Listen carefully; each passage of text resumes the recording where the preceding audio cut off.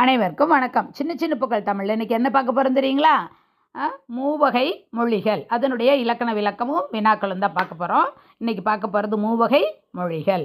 மூவகை மொழிகள் என்னென்ன சொல்லுங்கள் பார்ப்போம். தனிமொழி, தொடர்மொழி, பொதுமொழி. சொல்லுங்கள். தனிமொழி, தொடர்மொழி, பொதுமொழி. அப்போ தனிமொழினா என்ன அப்படின்னா, ஒரே ஒரு வார்த்தை, ஒரே ஒரு சொல் தனித்து நின்று பொருளை தருவது தனிமொழி எனப்படும். ஒரு வார்த்தை, ஒரு சொல் தனித்து நின்று பொருள் தருவது தனிமொழி எனப்படும். அடுத்தது பாருங்க, தொடர்மொழி. இரண்டு அல்லது இரண்டுக்கு மேற்பட்ட சொற்கள், புரியுதா? அது மாதிரி பொருள் தருவது தொடர்மொழி எனப்படும். பொதுமொழி என்பது என்ன அப்படின்னா, தனிமொழியாகவும் இருக்கும், அதே சொல்லு ரெண்டாக பிரிஞ்சு தொடர்மொழியாகவும் இருக்கும். அது மாதிரி தனிமொழியாகவும் இருந்து தொடர்மொழியாகவும் இருந்து பொருளை தருவது பொதுமொழி எனப்படும். புரியுதா? பார்ப்போமா? பூ, புத்தகம். இப்போ பாருங்கள், தனிமொழி. பூ அப்படின்னா ஒரே ஒரு வார்த்தை, புத்தகம் அப்படிங்கிறது ஒரே ஒரு சொல். ஆக இது போல் ஒரு சொல் ஒரு வார்த்தை தனித்து நின்று பொருள் தருவது தனிமொழி எனப்படும். சரி, இப்போ அவன் வந்தான் அப்படிங்கிறப்ப என்ன இருக்குது? ரெண்டு வார்த்தை இருக்குது. நான் பாடம் படித்தேன், மூணு வார்த்தை இருக்குது. இது மாதிரி ரெண்டுக்கு மேற்பட்ட சொற்கள் வந்துச்சுன்னா அது தொடர்மொழி. சரி, பொதுமொழி அப்படிங்கும் பொழுது ஒரே சொல். உங்கள் புக்கில் ரெண்டு உதாரணம் கொடுத்துருக்காங்க. 8 வேங்கை கொடுத்துருக்காங்க. 8 அப்படிங்கும் பொழுது என்னது? 1 2 3 இல்லை 8 பதில் 7க்கு அடுத்து வருகின்ற எண் 8. அப்போ 8 என்ற எண்ணை குறிக்கின்ற போது அது தனிமொழி. அதே 8ங்கிறத எல் கூட்டல் தூ அப்படின்னு பிரிக்கும்போது எல்லை உன். அப்படி எல்லுங்கிறது தெரியுமில்லையா? அந்த எண்ணெய் வித்து நல்ல நிலம் எடுப்போமே, அந்த எல்லை தூனா உண்ணு. ஆக எல்லை உன் அப்படின்னு ரெண்டு சொல்லா பிரியுது. அப்போ அது தொடர்மொழி. ஆக 8ங்கிறது தனிமொழியாகவும் இருக்குது. 8 நம்பரை குறிக்கும் போது தனிமொழி. எல் கூட்டல் தூ எல்லை உண்ணுங்கிற பொருளை குறிக்கும் போது அது தொடர்மொழி. இப்படி ரெண்டு வகையாக இருக்கும்போது அதுதான் பொதுமொழி. புரியுதுங்களா? அடுத்தது உங்கள் புக்கில் கொடுத்துருக்கிறது வேங்கை. வேங்கை அப்படிங்கிறப்ப மரத்தை குறிக்கின்ற போது அது தனிமொழி. வேங்கைனா ஒரு மரம், அது மரத்தை குறிக்கின்ற போது அது தனிமொழி.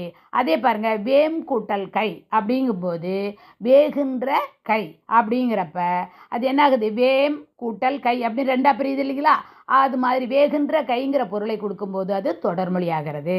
ஆக வேங்கைங்கிறது மரத்தை குறிக்கும் போது தனிமொழி, வேகின்ற கை என்ற பொருளை குறிக்கின்ற போது தொடர்மொழி. இப்படி ரெண்டாவும் ஆகின்ற போது அது பொதுமொழி எனப்படும். புரியுதுங்களா? அடுத்து மூன்றாவது உதாரணம் ஒன்று, அந்தமான். அந்தமான் அப்படிங்கிறப்போ ஒரு தீவு இருக்குது இல்லைங்களா? அந்தமான் அப்படிங்கிற தீவு. அந்தமான் தீவை குறிக்கும் போது அது தனிமொழியாகிறது. அந்த மான், அங்கே இருக்கின்ற மான், அங்கே உள்ள மான் அப்படின்னு சொல்லும்போது அது தொடர்மொழியாகிறது. அதனால் அது என்னது? அந்தமான்கிறது பொதுமொழி. தாமரை, தாமரை பூ, பூவை குறிக்கின்ற போது அது தனிமொழி.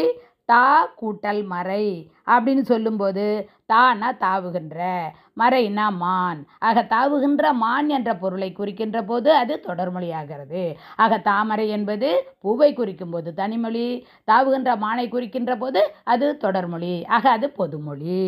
புரியுதுங்களா? அடுத்தது பலகை. பலகைங்கிறப்போ உட்கார்ற பலகை இருக்கு இல்லைங்களா? பலகை எடுத்து போடுங்க உட்காருவாங்கன்னு சொல்லுவோம்ல.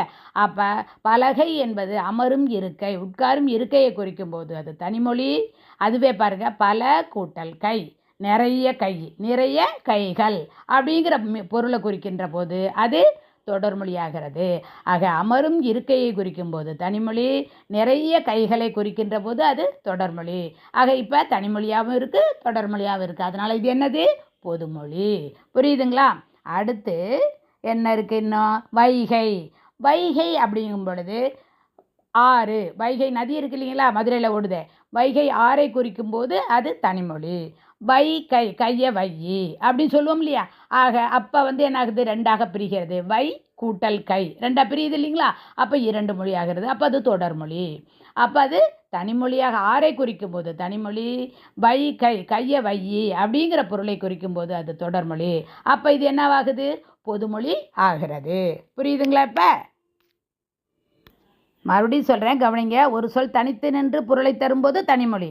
1க்கு மேலே 2 3 4 சொல் வந்துச்சுன்னா அது தொடர்மொழி. தனிமொழியாகவும் இருந்து தொடர்மொழியாகவும் இருந்துச்சுன்னா அதுக்கு பேர் பொதுமொழி. புரியுதா? இப்போ மூவகை மொழிகள்லேயே ஒரு சின்ன உங்களுக்கு வினா என்ன அப்படின்னா, தேன், நூல், பை, மலர், வா. இதெல்லாம் என்னது ஒரு வார்த்தைகள் தான், ஒரு சொற்கள் தான் இருக்குது. அப்போ இவை தனிமொழி. இந்த தனிமொழியை வேற ஒரு சொல்லு சேர்த்து தொடர்மொழியாக மாற்றணும்.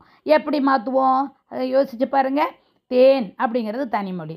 தேன் சாப்பிட்டேன் அப்படிங்கிறப்ப அது தொடர்மொழி ஆகிறது.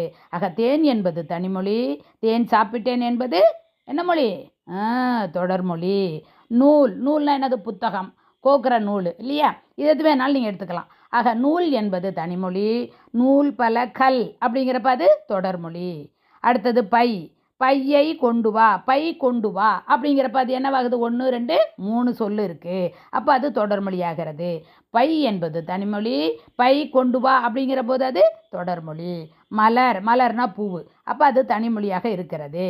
மலர் பறித்தேன் அப்படின்னு சொல்லும்போது அது என்னவாகுது? தொடர்மொழியாகிறது. வா அப்படிங்கிறது தனிமொழியாக இருக்குது. வா தம்பி வா அப்படிங்கிறப்ப 1 2 3 சொற்கள் ஆகிறது. அப்போ அது தொடர்மொழியாகிறது. புரியுதாப்ப? ஆக ஒரு சொல் இருந்தால் தனிமொழி, ஒன்றுக்கு மேற்பட்ட அதாவது 2 3 4 சொற்கள் இருந்தால் அது என்னது? தொடர்மொழி. தனிமொழியாகவும் இருந்து தொடர்மொழியாகவும் இருந்தால் அதுக்கு பேர் என்ன? பொதுமொழி. புரியுதாப்ப? உங்களுக்கு புரியலை, ஏதாச்சும் சந்தேகங்கள் இருந்தால் நீங்கள் கமெண்ட்ஸில் கேட்கலாம். புரியுதுங்களா? நன்றி, வணக்கம்.